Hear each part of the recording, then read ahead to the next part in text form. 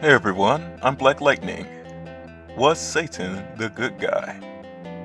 God was supposed to be the good guy in the Bible, but God has more blood on his hands than the devil.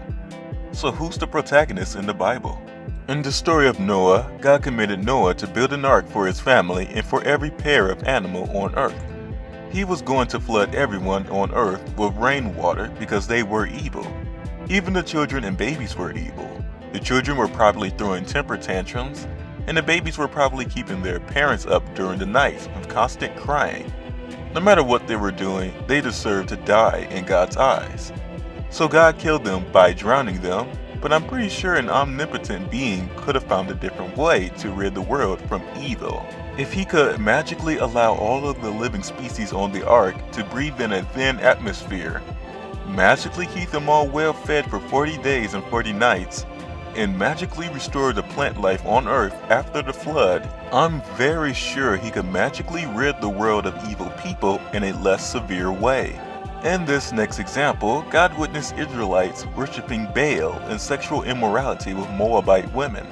So God killed 24,000 of them with a plague. This God, with all the power in the world, is jealous of a false deity? If this God was real, I could worship a bag of chips and God will kill me for that. The Bible is filled with blood and destruction caused by God. 2 Kings chapter 2 verse 23 to 24. God made bears maul 42 kids for mocking a guy's bald head. Genesis chapter 19 verse 4 to 5. God destroyed Sodom and Gomorrah because people were evil and committing homosexual behavior. So a mob of homosexuals came to Lot's house and wanted to rape the two men in Lot's house, who were actually angels in disguise. Lot's brilliant idea was to offer his virgin daughters in their place. Great father, by the way. I can see why God chose him. So God destroyed Sodom and Gomorrah and spared Lot's family except his wife.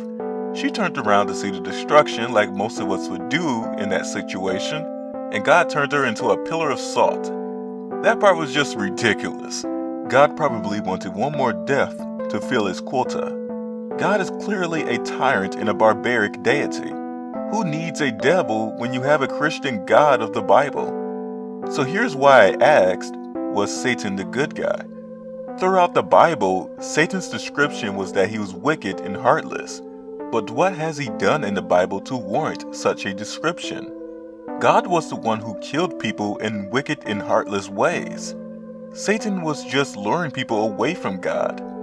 After reading what God has done, that doesn't seem like a bad idea.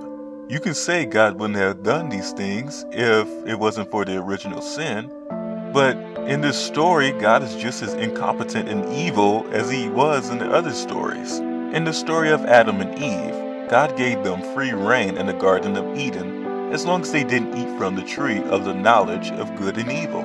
If he didn't want them to eat from the tree of the knowledge of good and evil, why put it there in the first place? If God was concerned about the safety and well-being of his creations, he wouldn't have put that tree where it could be easily accessible by Adam and Eve. He also wouldn't have created Adam and Eve to be so easily deceived by a talking serpent. He's supposed to be Alpha and Omega, so why didn't he see this coming? Christians say that Satan was the serpent that talked to Eve, but Satan wasn't mentioned yet in the Bible. So why did God create a talking serpent to deceive Adam and Eve? Adam and Eve eventually eat from the tree and God punishes them. Why was God so upset about that? Gaining knowledge about good and evil seems like a good thing.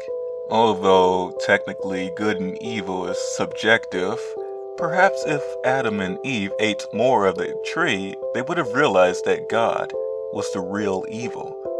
Satan tries to warn humanity of the evils God has done, but God did such a good job at painting Satan as the bad guy. He probably lied about hell being a place of eternal torture.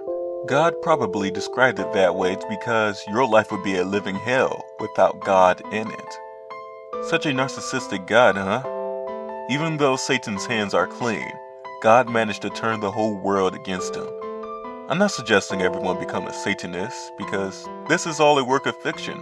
All of the main characters in the Bible have a high probability of never existing in the first place. If this was real, I'd be more afraid of God than Satan. God will torture you in the worst ways imaginable if you don't live according to his unchanging strict rules. I wanted to add cool outro animations to my videos, but school took away a lot of my time again. Maybe next time. So I'll be back next month. Anyways, thanks for watching and take care.